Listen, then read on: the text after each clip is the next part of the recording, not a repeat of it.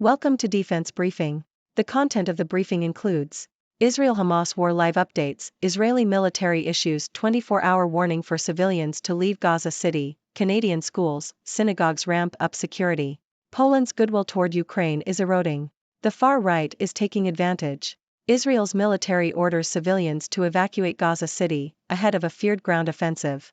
Sanjeev Gupta's Romanian steelworks hit with insolvency claims. Amber, the precious material that creates caskets and sea monsters. Israel-Hamas war live updates, Israeli military issues 24-hour warning for civilians to leave Gaza City, Canadian schools, synagogues ramp up security. The Globe and Mail. The Israeli military has warned over 1 million Palestinians in Gaza City to relocate to the south within 24 hours. The military has amassed tanks near the Gaza Strip in preparation for a ground invasion. The United Nations has expressed concern over the order, stating that it would be impossible to move such a large number of people without causing devastating humanitarian consequences. The conflict between Israel and Hamas has claimed at least 2,800 lives so far, and airstrikes continue to target Gaza. Human Rights Watch has accused Israel of using white phosphorus munitions in its military operations in Gaza and Lebanon. The use of such weapons puts civilians at risk of serious and long-term injury. Israel's military has stated that it is not aware of the use of white phosphorus in Gaza, but did not comment on the allegations of its use in Lebanon. White phosphorus munitions can legally be used on battlefields, but can cause serious burns and start fires. The situation in Gaza is dire, with the region being without food, fuel, water, or electricity since Israel began its retaliatory siege and declared war against Hamas. The International Committee of the Red Cross has stated that fuel-powering emergency generators at hospitals in Gaza could run out within hours, and the United Nations World Food Programme has warned that food and fresh water are running dangerously low. Poland's goodwill toward Ukraine is eroding. The far right is taking advantage. CNN. Poland's far-right Confederation Party has gained support by turning on Ukraine, which has until now been Poland's ally against Russia. The party criticizes the funds Poland has provided to Ukraine since Russia invaded, and argues that Ukrainians threaten Polish cultural values. Confederation is not a major player in Polish politics, but it has exerted growing influence in recent weeks, and could potentially gain power if it strikes a deal with the populist ruling party, Law and Justice. Opinion polls suggest Sunday's parliamentary elections could result in a hung parliament, allowing Confederation a path to power. Israel's military orders civilians to evacuate Gaza City, ahead of a feared ground offensive. Associated Press. Israel's military has ordered the evacuation of Gaza City, ahead of a feared ground offensive, after warning the UN to evacuate 1.1 million people in Gaza's north within 24 hours. The Israeli military directive charged that Hamas militants were hiding in tunnels under the city. The UN has appealed for the order to be rescinded and has warned of devastating humanitarian consequences. The UN is seeking clarity from Israeli officials at the senior-most political level. The number of people forced from their homes has risen by 25% in a day, reaching 423,000 out of a population of 2.3 million. Sanjeev Gupta's Romanian steelworks hit with insolvency claims. Financial Times.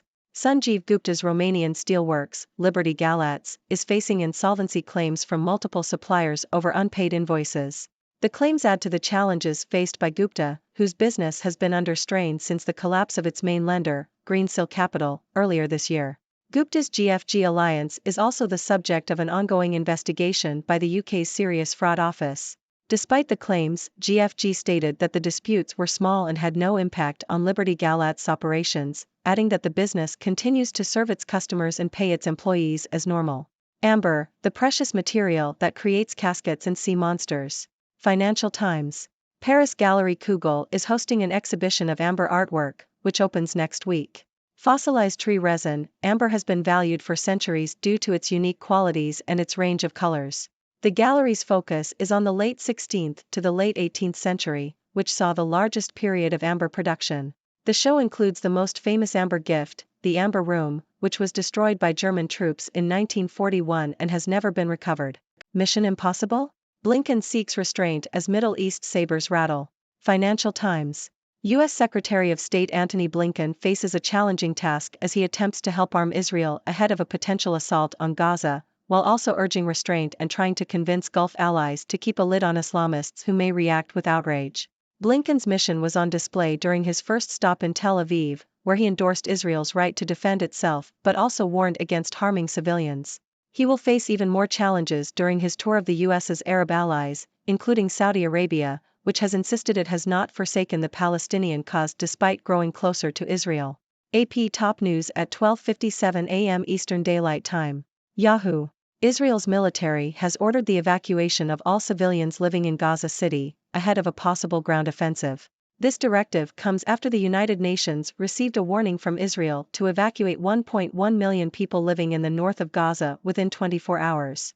The Israeli military order directs residents of Gaza City to flee deeper south into the Gaza Strip. This comes on the seventh day of a war declared by Israel following a Hamas incursion and deadly attack. Palestinian death toll rises to more than 1,500. The Independent. The number of Palestinians killed in the conflict between Israel and Hamas has risen to 1,537, according to Gaza's health ministry. The UN has warned that Gaza is on the brink of running out of food, water, electricity, and critical supplies, with no aid able to come in from the outside for the 2.3 million residents of the sealed-off enclave. Israel's military has dropped approximately 6,000 bombs on the Gaza Strip since Hamas's attack on southern Israel on Saturday. The Israeli Defense Forces have admitted that they failed to protect civilians around the Gaza Strip from Hamas's attack. The United Nations has raised concerns over the Israeli military's directive asking 1.1 million people living in North Gaza to leave in the next 24 hours.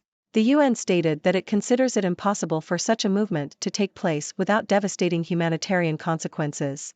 Iran's foreign minister, Hossein Amir-Abdollahian, has said that the continuation of crimes against Palestinians will receive a response from the rest of the Axis, and Israel will be responsible for the consequences.